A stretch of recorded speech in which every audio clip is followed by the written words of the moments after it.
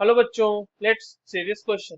The electron affinity and value are negative for. हमारे पास यहाँ पे पांच ऐसे प्रोसेस दिए हुए हैं जहाँ पे इलेक्ट्रॉन्स ऐड किए गए हैं, और इसमें हमसे ये पूछा जा रहा है कि इलेक्ट्रॉन एफिनिटी की वैल्यू नेगेटिव किस में होगी, ये बताना है। और इनके कॉम्बिनेशन के बेसिस पे बच्चों हमारे पास चार ऑप्शंस दिए हुए हैं। तो चलिए इस क्वेश्चन को सॉल्व करते हैं।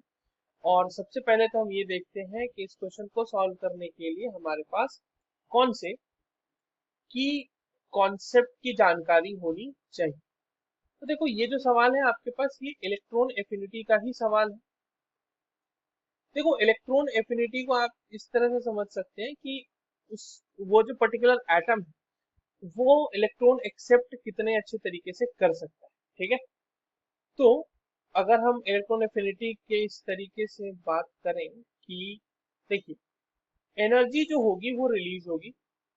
Energy is released. अगर एनर्जी रिलीज हो रही है इलेक्ट्रॉन ऐड करने के वक्त, तो इलेक्ट्रॉन एफिनिटी जो होगी बच्चों, वो electron affinity will be positive. ठीक है। उसकी वैल्यू जो होती है वो पॉजिटिव होती है। इसको हम लोग इलेक्ट्रॉन गेन इंथैल्पी से भी रिलेट कर सकते हैं कि इलेक्ट्रॉन एफिनिटी जो है that is basically mod of electron gain enthalpy. ठीक है। इलेक्ट्रॉन गेन इंथैल्पी यानी कि जब आप किसी आइसोलेटेड गैसियस एटम के अंदर इलेक्ट्रॉन ऐड करते हैं, तो उस वक्त जो एनर्जी का चेंज होता है, या फिर वो एनर्जी वहां से रिलीज हो या फिर आपको एनर्जी प्रोवाइड करनी हो, तो ये जो चेंज होता है ये इलेक्ट्रॉन गेन इंथैल्पी होती है। तो उसका मॉड होता है इलेक्ट्रॉन एफिनिटी। ठीक है।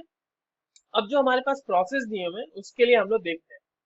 देखो, हमारे पास यहाँ पर जो प्रोसेस है उसको लिखते चलेंगे हम लोग साथ साथ, और यहाँ पर हम रख लेते हैं इलेक्ट्रॉन गेन इंथैल्पी। ठीक है। और यहाँ पर ये हो जाएगा इलेक्ट्रॉन एफिनिटी, और ये जो वैल्यूज हैं वो हमारे पास किलो जूल पर मोल में हम लोग जनरली इसको मेजर करते हैं। जैसे मान लीजिए बेरिलियम का केस है। तो देखो, बेरिलियम का जो केस है ना, बेरिलियम का फुलफिल्ड कॉन्फ़िगरेशन होता है, इसीलिए इसमें इलेक्ट्रॉन ऐड करना जो है वो एक डिफिकल्ट टास्क है। ये एटम इलेक्ट्रॉन ऐड नहीं होने देना चाहता, इसीलिए हमें एनर्जी प्रोवाइड करनी पड़ती है, और इसीलिए इसके लिए इलेक्ट्रॉन गेन एंथैल्पी पॉजिटिव है। तो इलेक्ट्रॉन एफिनिटी क्या आ जाएगी बच्चों? नेगेटिव आ जाएगी। सिमिलर केस नाइट्रोजन के साथ है कि नाइट्रोजन हाफ फील्ड कॉन्फ़िगरेशन होता है, जिसकी वजह से ये भी स्टेबल कॉन्फ़िगरेशन है, बट इसमें इलेक्ट्रॉन ऐड करना फिर वो स्टेबिलिटी खत्म हो जाएगी। तो इसीलिए यहाँ पर भी इलेक्ट्रॉन ऐड करने के लिए हमें एनर्जी देनी पड़ती है, इसीलिए इलेक्ट्रॉन गेन एंथैल्पी पॉजिटिव है और इलेक्ट्रॉन एफिनिटी इस वजह से नेगेटिव हो जाएगी। ऑक्सीजन की अगर हम बात करें बच्चों, तो देखो ऑक्सीजन में डायरेक्टली देखो, पहला जो ऑक्सीजन है ना, यहाँ पे इलेक्ट्रॉन ऐड किया, ये O माइनस बना, और फिर इस O माइनस में एक इलेक्ट्रॉन ऐड करेंगे, यहाँ से O2 माइनस बनेगा। तो ये जो प्रोसेस है इसके लिए में इसमें भी हमें इलेक्ट्रॉन ऐड करने के लिए एनर्जी देनी पड़ती है। That is why the electron gain enthalpy value is positive and hence the value of electron affinity is negative.